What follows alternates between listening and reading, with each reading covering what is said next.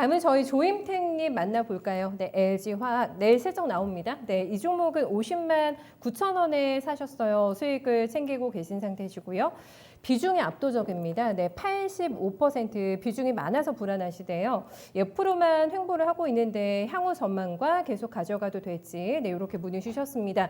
장중에 내일 실적 확인 가능하세요? 네, 예정대로라면 오전 10시경에 IR이 예정이 돼 있습니다.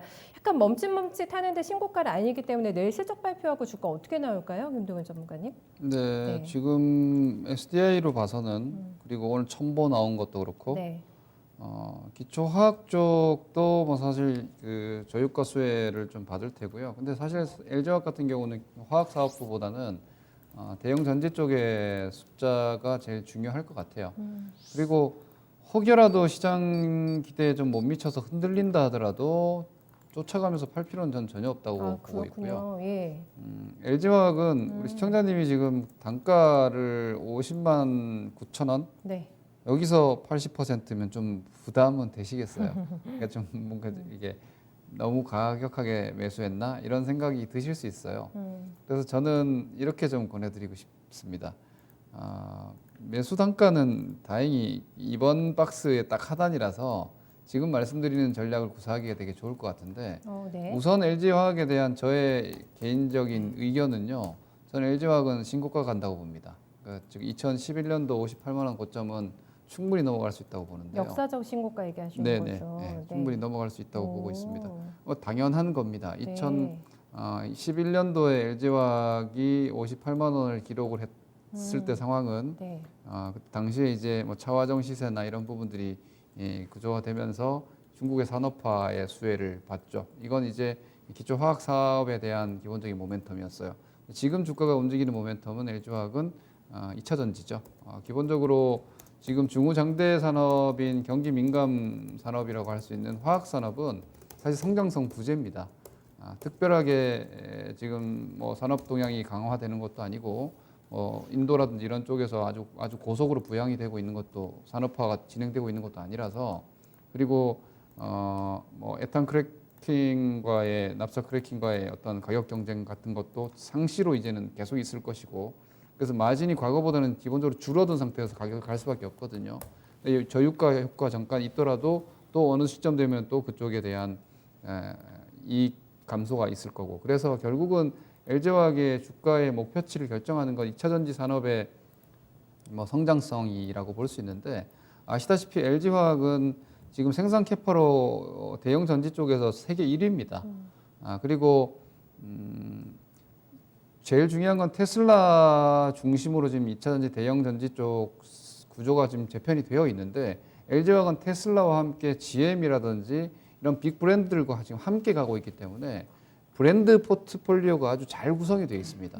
이런 상태에서 테슬라가 지금 이후에 좀 더 고효율화 배터리 뭐 하이니켈계라든지 혹은 전고체 쪽으로 가더라도 충분히 그에 대한 능동적인 대처를 해서 거래선을 유지할 수 있는 기술적 포트폴리오도 뭐 양극재라든지 이런 쪽에 대해서도 방식을 다양하게 지금 구현을 계속 하고 있기 때문에 저는 LG화학은 분할할 때까지 가져가는 게 맞다고 봅니다.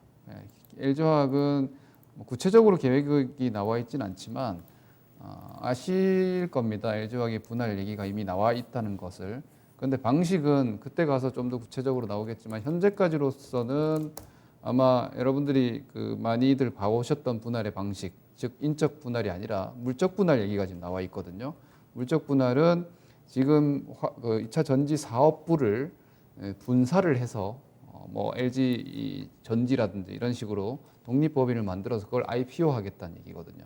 상장시키겠다는 얘기이기 때문에 그러한 어떤 이 전지 쪽 사업을 구체적으로 분할한다는 계획이 진행될 때까지 저는 LG화학은 네. 니즈가 계속될 수밖에 없다고 봐요. 주가가 떨어지더라도 메이저 세력들이 또 살 수밖에 없고 네. 왜냐하면 전 세계 2차 전지 포트폴리오를 글로벌 IB들은 구성을 할 거 아니에요. 거기에 LG화학은 계속 편입이 돼야 됩니다. 왜냐하면 포지션이 이만큼 있기 때문에 CATL 사고 LG화학 사고 뭐 이런 식으로 기본적으로 구성을 가야 되니까 그래서 LG화학 같은 경우에는 가장 든든한 외국인 주도의 시세가 앞으로도 더 전개가 될 수 있다. 지금은 외국인 지분율이 많이 늘고 있는 단계는 아니에요. 근데 저는 앞으로 외국인 지분은 오히려 더 들어올 수 있다고 보고 있고, 지금 삼성전자 들어오듯이 LG화학도 들어올 수 있다고 보니까 큰 그림상으로는 뭐 목표가를 많게는 100만 원까지도 갈 수 있는 종목이 아닌가라고 보고 있고요. 네.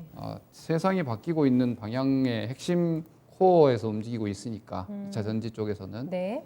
이런 부분들 감안하면 저는 길게 가시는 거는 충분히 가능하다고 봅니다. 다만 이제 매수가 아까 80%니까 80%가 아니면 사실 이 종목이 차후에 조정 나오더라도, 시장이 만약에 하반기 조정 좀 나오더라도 LG화학 저는 한 48, 47만 정도면 가격 조정 나와봤자 이 정도 아닌가 싶습니다.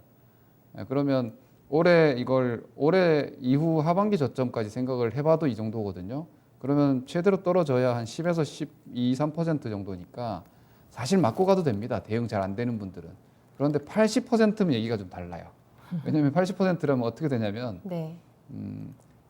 확신은 하지만 자신감은 있지만 계좌에 돈이 뭐 예를 들어서 5천만 원 들어갔는데 600만 원 마이너스가 딱 찍혀 있으면 그렇죠. 더 떨어지면 안 된다는 간절함과 절박함 때문에 흔들려요. 네, 네. 그래서 제가 볼 때는 손익분기점 이상으로까지 80% 가는 건 좀 부담인 것 같아요. 그래서 혹여 이후에 주가가 51만 원대 이하를 다시 들어온다면은 기술적으로 조금 더 쉬어갈 수는 있을 것 같아요.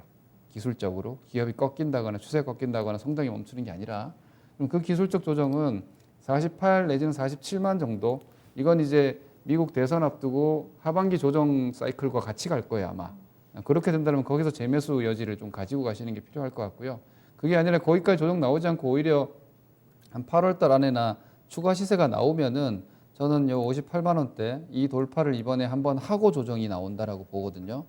그렇게 된다라면은 60만 원 선에서 부분적인 이익 실현을 한번 하시고, 네. 시간적으로 아까 말씀드린 대로 하반기는 여러모로 조정 유력하니까 시장이 그때도 기다리셨다가 다시 또 매수를 하시고 이렇게 장기로 가시면 될 것 같습니다. 네. 조임태님 마음 편안해지셨죠? 네, 김동현 전문가님의 아주 중장기적인 평가까지 저희가 들어봤고요. 내일은 컨센서스가 영업이익엔 3,000억 원 정도, 네, 3,700억 원 정도 예상이 돼 있는데 거기에 어떻게 좀 맞춰서 나오는지도 꼭 확인해 주세요. 조임태뿐만 아니라 지금 이민 예찬님께서도 LG화 정리하려고 했는데 갈등되신다고 해주셨고, 네, 전기차 썸머 엘리님께서도 지금 떼어내는 거에 대해서 좀 전지 부분을 떼어내는 거에 대해서 좋을 것 같다 이렇게 얘기해 주셨는데 같이 다 참고해서 들고 계신 분들 네, 대응해 주시면 될 것 같아요.